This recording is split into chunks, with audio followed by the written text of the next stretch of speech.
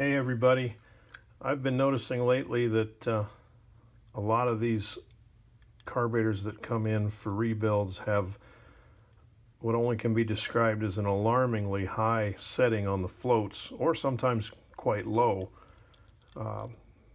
It's obvious that people are chasing their tails a little bit on float adjustment.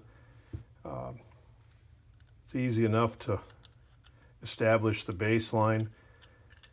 Once you've figured out what your top fuel pressure, your highest fuel pressure is, that's the number that you want to use to have your fuel halfway up the sight glass. That would be the same as a typical Holly bowl with the brass sight plug. Same height. Carburetor needs to be level.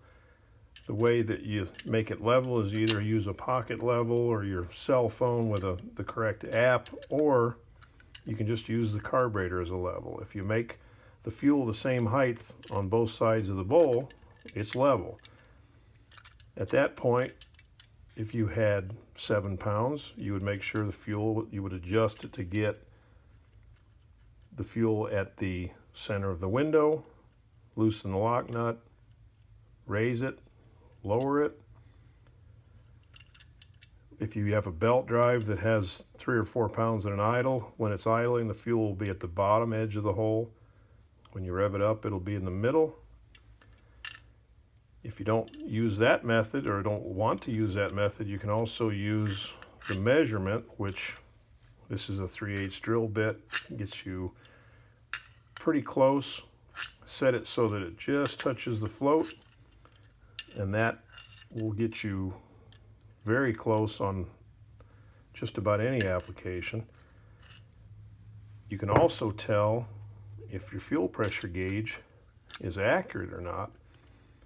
If you set the float at the proper height and the fuel is not where it belongs in the window, it's a good sign that the fuel pressure is higher or lower than what you think.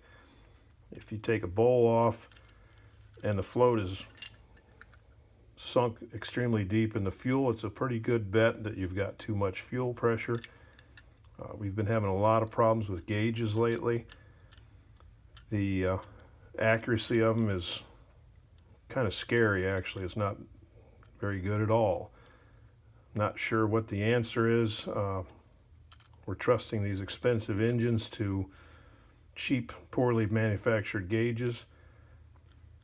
The other thing on the height is if you get them too high, which I've seen a lot of in the last few days, the float gets high enough to actually hit the vent whistle, which holds the needle and seat open, and it actually floods over as if there was something wrong with the needle and seat, when in reality it was just a poorly adjusted float. It also can be from having the fuel pressure extremely low, which allows you to run the float much higher to get your fuel level where it belongs. So the best bet is to get a baseline, put it back together, check it on the car, and that'll give you a pretty good idea whether or not your gauge is accurate and whether or not your settings are where they belong.